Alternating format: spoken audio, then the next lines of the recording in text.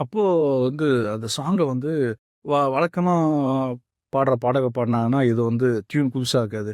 So நம்ம வந்து வித்தியாசமா அத பாட வைக்கணும்னு ரஹ்மான் சார் முடிவு பண்ணி, அப்பதான் தமிழ் சினிமால வந்து ராப்லாம் வந்து ஃபேமஸ் ஆயிட்டு இருக்க டைமு.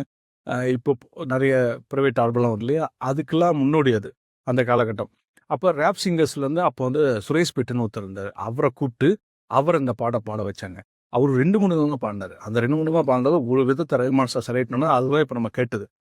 சிக்கு புக்கு ரயிலே, கலக்குது பாரு இவ ஸ்டைலு, சிக்கு வால மயிலு, அடி ஓகே நான் அடி தூளு அப்படின்றத அவரு அவரு பாடுன அந்த ஸ்டைல்ல அந்த சாங்க ரெக்கார்ட் பண்ணி, அதுக்கு பிஜிஎம்ஸ்லாம் போட்டோனே, அது இப்ப நான் சொல்லும்போது அவங்களுக்கே தெரியும். ஆமால்ல இந்த டியூன் அப்படி இருக்குல்ல அப்படின்னு.